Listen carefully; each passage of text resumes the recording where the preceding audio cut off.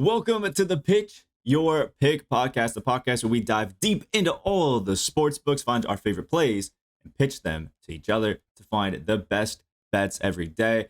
I'm one of your hosts, Joe. That over there is Jer, and we're going to get right into it with these lovely picks. How you doing today, my man? I'm doing well. It's Tuesday. It's another day closer to the weekend.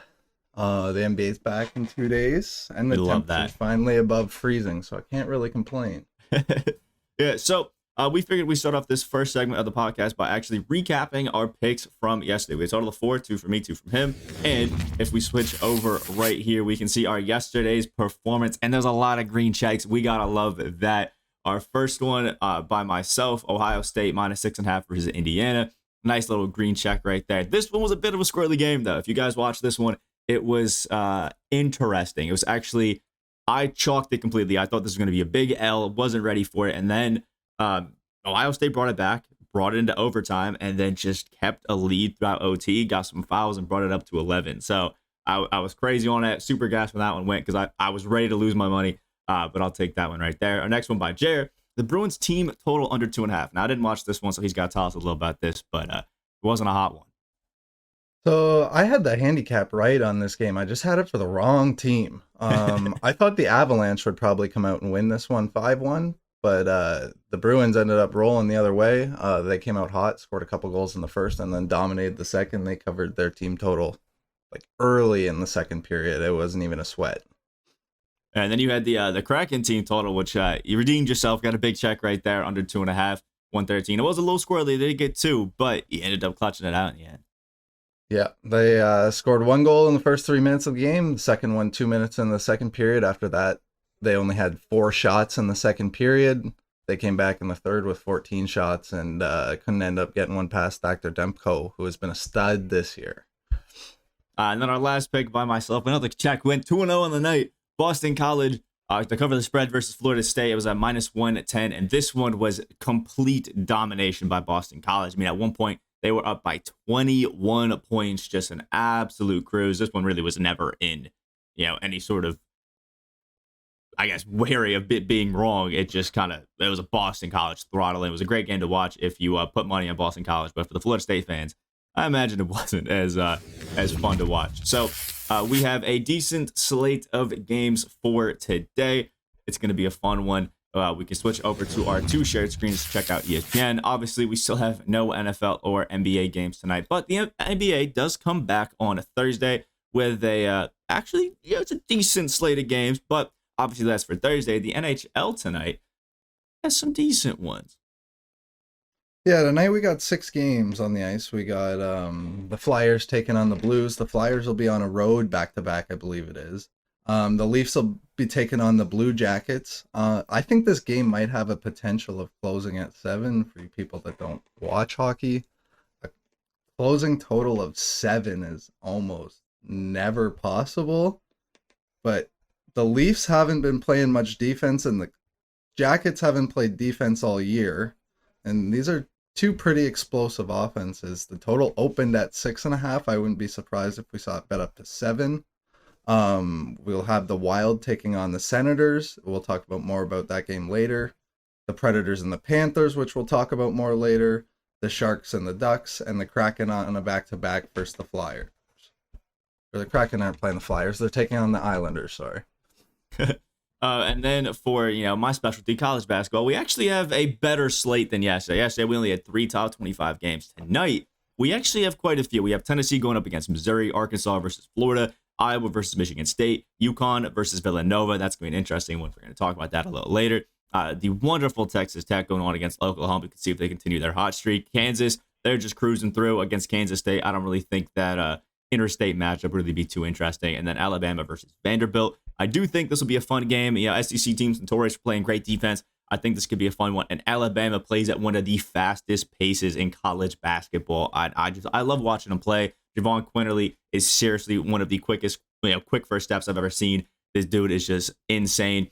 And then for the non-top 25 games, there's still some pretty decent ones. A few ACC teams are going out here just having some fun. And we still have some other ones like St. Bonaventure, who was previously ranked this season, going up against Rhode Island. Should be an interesting one. I also love watching Buffalo play here against Miami. If you want to watch an absolute throttling, we have Ohio going up against Central Michigan, 17-point favorites. And the last time they played, I think it was a 12-point win. So it's going to be an interesting one out there. ACC matchup right here with Miami and Pittsburgh. I think it could be interesting. I'm intrigued at this Miami only being favored by 4 because Miami is a great offensive team. Wardenberg down in the paint as well as a great defender. Pittsburgh has really struggled this season, but they have been putting it together. So we'll see how that one ends up going. We have San Diego State and Boise State, which we'll be talking about a little bit later, and then finishing off with UNLV and Nevada. So a pretty decent slate of games. It's not the best we've ever seen. I think either tomorrow or into Saturday is going to be some pretty good games, but it's overall not too bad. There's obviously some good NCAA women's games and stuff like that set up for the night, but we're going to get it popping with Jared's first pick in the NHL, and he's going to tell us a little bit about that. Okay, so I'm going to start with that Minnesota Wild and Ottawa Senators matchup I mentioned a bit ago. Okay. And I'm going to be taking the Minnesota Wild money line, but I'm going to take that in regulation. So we're going to take out overtime, take out the shootout. I'm just going to take them to win the game before it gets to that point. That's minus 135. And I believe their regular money line's like minus 200. So I guess I'll start by talking about this. So the Wild have gone to overtime in 11 of 47 games. That's 23.5%, which ranks 13th highest in overtime games played in the NHL, actually. But the Senators have only gone to overtime 8 times in 49 games. That's 13.5%, and that's actually the 5th least in the NHL. I think the biggest reason that the Wild are higher up in this percentage is they're one of the better teams in the NHL that can compete with anyone on a nightly basis, but they're not necessarily in that topper echelon of the teams, but they can compete. Most of their overtime games come against the likes of Tampa Bay, Pittsburgh, Washington, Toronto, Colorado, who are solidified playoff or Stanley Cup contenders. On the other side, you have a young, developing Senators team who can usually be dangerous on any given night. However, most of the danger has been taken out of that lineup right now. The Senators will be without 3 of their top players. They'll be missing their best defenseman and quarterback of their power play in Thomas Chabot. He's 6th on the Senators in points. They'll be missing Josh Norris, their first line winger, and who also plays on the first line power play. And he's 3rd on the team in points while only playing 36 of those 49 games. And they'll be missing their first line center, Drake Batherson, and who's on their first line power play unit. And he's 2nd on the team in points. These two teams have played once already this year.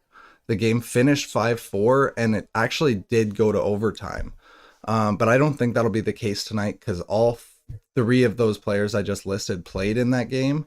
Batherson and Norris combined for 4 points, both having a goal and an assist. Chabot didn't register a point, but he played 29.5 minutes, and he led all players in time on ice by more than 5 minutes. I think there's going to be a talent gap here tonight. Usually the Senators can compete with these teams, but without these top guys, they're just beat down, and I don't think they can compete with the likes of Kaprizov and Hartman up in that Minnesota top line.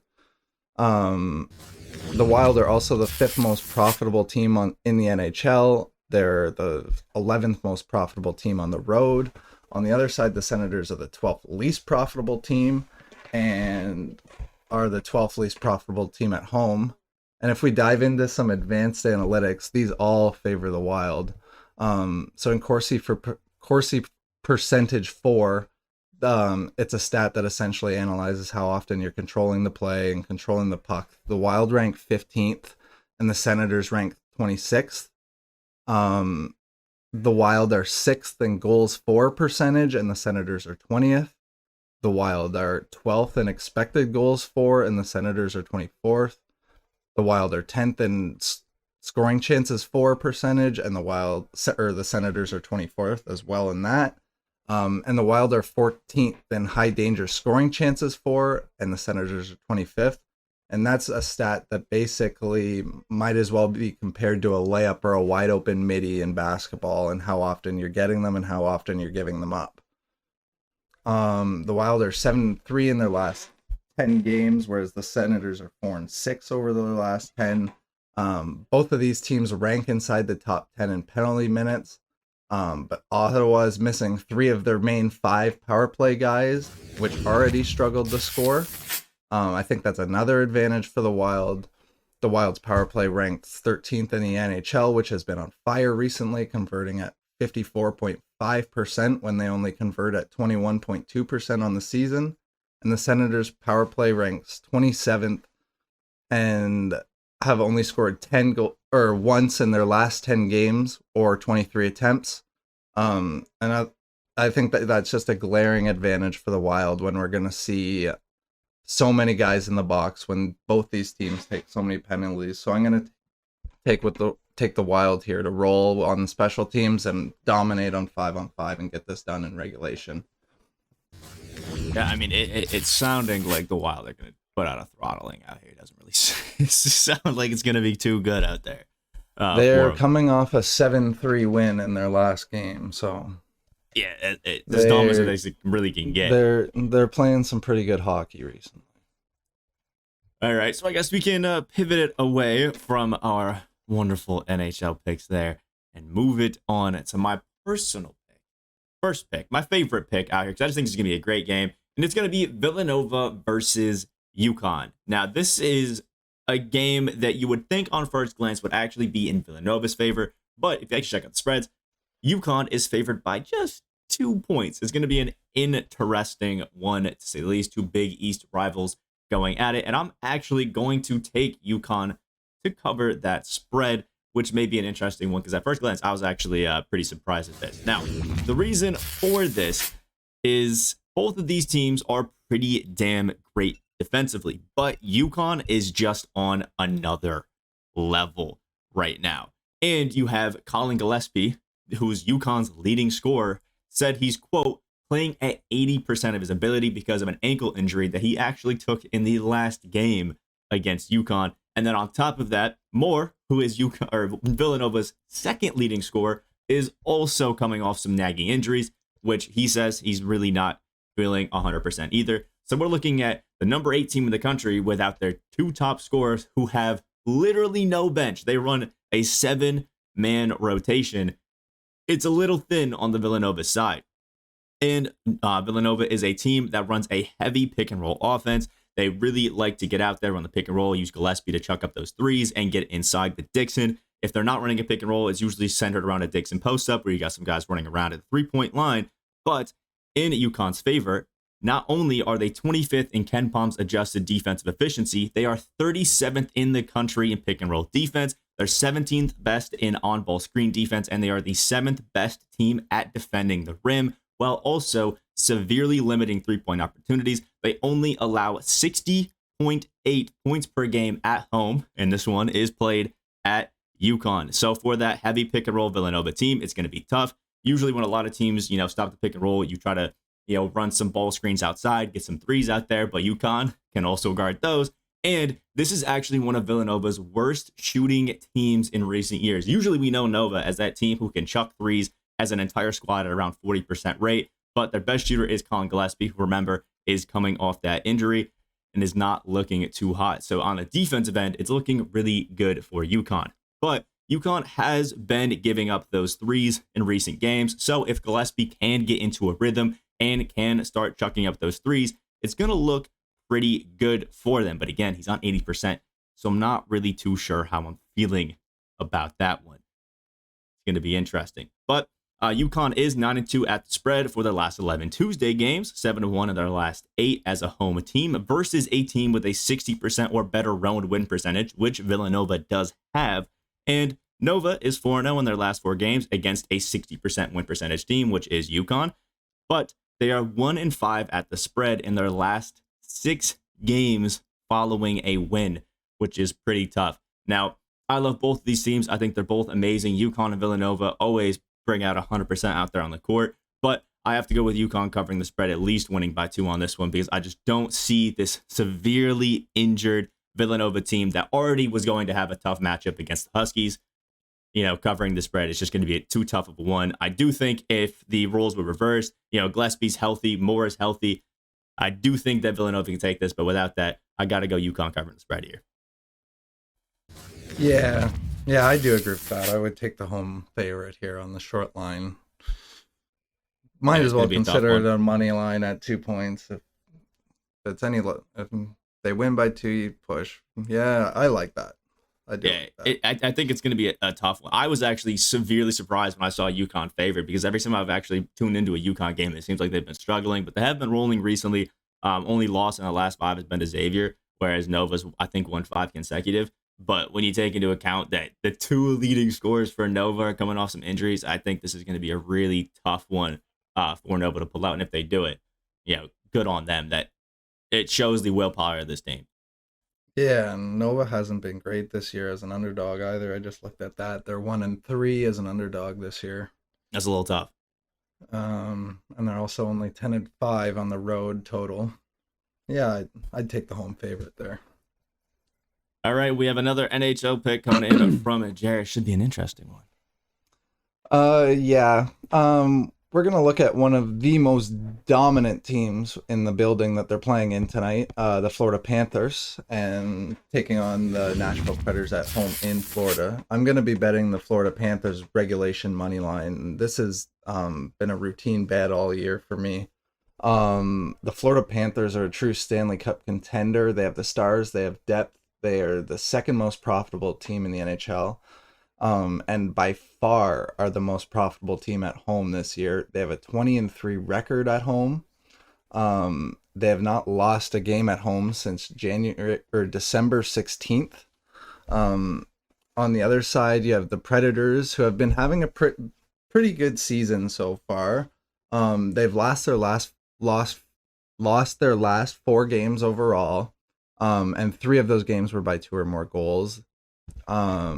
They have only won 2 of their last 6 on the road, and they have also lost their last 4 as an underdog and their last 4 as a road underdog. They're also winless in their last 5 versus a team with a winning record.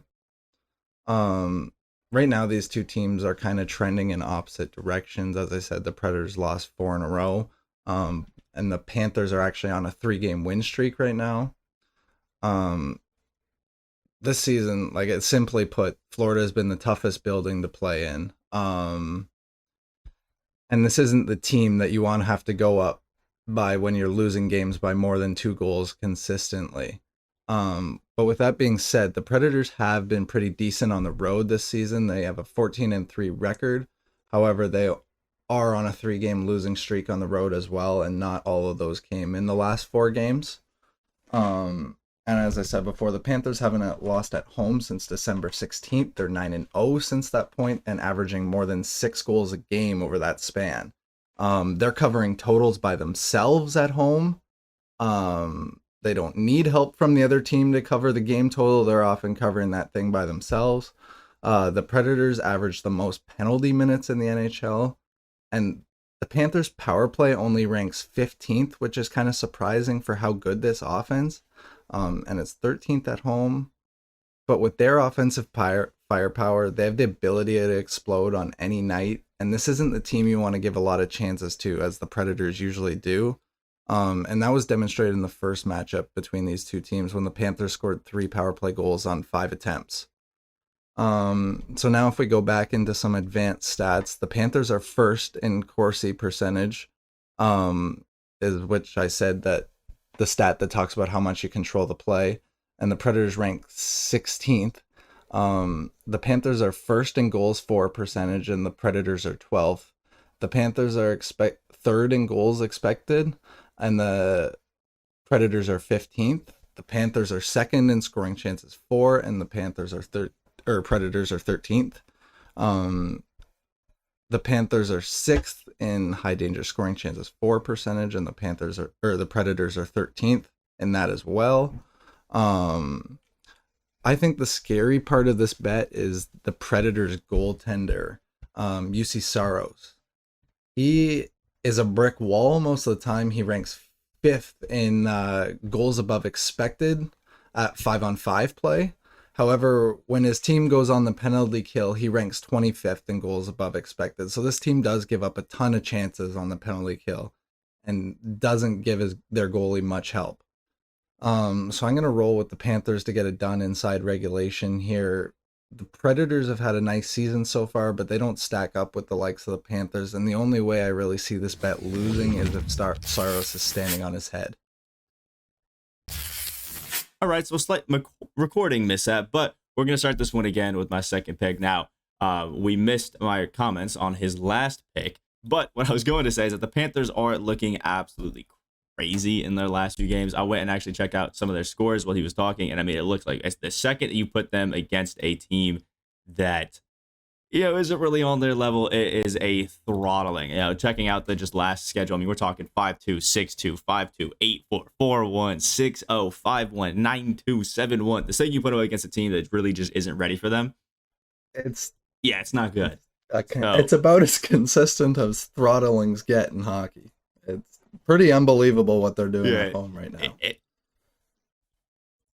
It's looking bad. So to move on to our final pick of the night, we have myself going to a conference that I normally don't really check out all that often, which you could say means I'm a casual, but it is going to be Boise State versus San Diego State, a battle of two insanely good defenses. So if we check out the actual previous game that these two teams had, you'll be a little bit interested in what happens. If we have a schedule here and we scroll down to Boise State versus San Diego State, you will see that it was an offensive masterpiece coming in at 42-37 for the final score.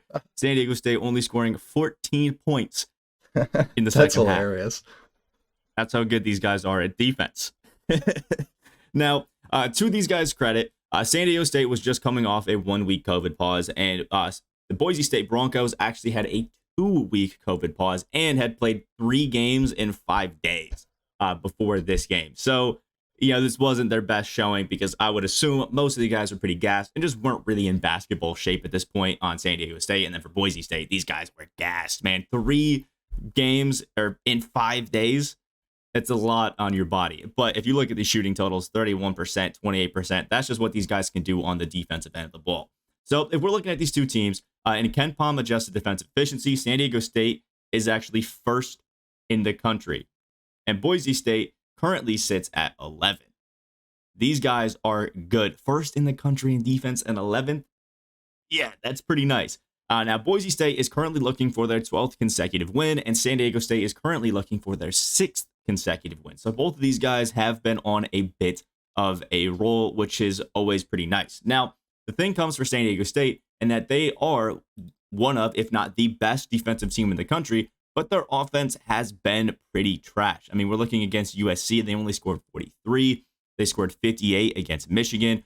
They only scored 63 against St. Mary's, 60 against BYU. It's looking pretty tough. And again, 37 in that game against Boise State. But the great thing comes in recently, their offense has actually been looking pretty damn solid. 72 against San Diego State or San Jose State, 76 against Air Force, 75 against Utah State, only 61 against Fresno State, but they held them to 44 points. So they've actually increased their points per game total as a team by nearly 7 points, which is actually a pretty good increase for a offense that was this bad. So with that increase, we could hope to see a better performance. And if we look comparing Boise State's offense, they are a fairly comparable offense to that of Fresno State, just looking at the stats, and they held them to 44 points. So if we're just looking at trends, Boise State is going to have a tough time going against the San Diego State defense because, I mean, again, they are insane. And there's actually a great stat to look at here because usually if you play a very aggressive style of basketball on defense, you're going to be committing a few fouls. That's not really a problem for San Diego State. If we check out the college basketball D1 men's free throw percentages, you can see Nova sitting up here at number 1 with 82.8% as a team. But if we actually switch it over to the very last page, scroll all the way down to number 343 out of 350 teams in D1, Boise State is only shooting 64% from the free throw line.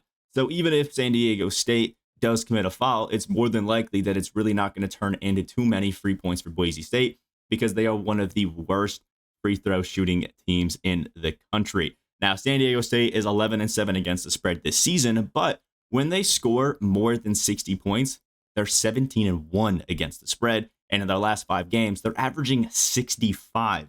So it's looking pretty good. Now, in the 6 of the last 10 Boise State games, they've actually hit the over on points. And in 5 of the last 10, the teams have hit the over against San Diego State. So it's looking pretty good. A lot of these teams have been scoring a bunch on offense. So it's going to be pretty interesting. This game is going to come down to whoever can really score more on the offensive end, which you don't really love to bet on for 2 defensive teams. But with how San Diego State has been trending upwards on that offensive end while still playing absolutely amazing defense, I'm going to have to go with them in this underdog scenario, because if they could hold Friendstow down to 44, I think they can at least knock out a win here against Boise State. Yeah, I'm just looking at it. Yeah, they've been trending in the right direction for sure recently. Yeah, I mean, since that game against Boise State after the COVID pause, they really only had one bad loss you could look at. You know, Utah State throttled them. But, I mean, since then, they only lost to 1 to Colorado State, who was previously ranked 20. And everything else, it's been pretty consistent wins. And, again, when they can score above 60, they get the W, They get the win, which you got to love.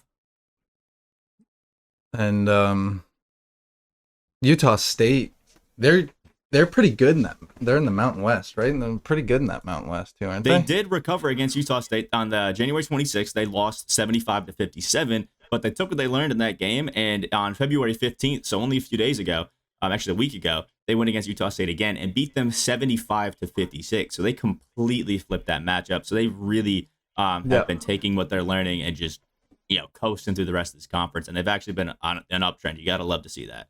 San Diego State +2. Sprinkle on the money line. Lock it in. Like it. Let's get it going. So we will do one last segment where we will cover our picks for the day, and then we will let you guys out of here. So we'll set up that real quick. We'll be back. All right, so here are today's picks for the Pitch Your Pick podcast. Looking beautiful. We have Yukon to cover the spread versus Villanova at a whopping 114. Minnesota Wild regulation money line at -135, and Florida Panthers regulation money line at -130. And last but not least, San Diego State money line versus Boise State. I think we're a fan of the money line today, Jared. I think so. I got exotic yesterday. Didn't go the way I wanted. We got a win. I think my 2 bets are about as safe as they come. Well, we gotta hope so. They are -130, so we'll have to see. So yesterday we did a whopping 3-1. Hopefully we can repeat that. Maybe go for a 4-0. We got to get a 4-0 day eventually and see how it goes. So this has been the Pitch Your Picks podcast, where we find the best picks in the sports books, according to us. Obviously, you can go ahead and enter these if you guys want to, but make sure you stay safe out there on your bets. You don't want to be throwing too much money on things. Join us next time. Make sure if you're watching this on YouTube to like, subscribe on anything that you can, follow, do whatever you can to support the podcast. Make sure you check out our Twitter and all that wonderful stuff. If you're on YouTube, and the links in the description down below. We hope you guys have a great rest of your day, and go ahead and make some money out there.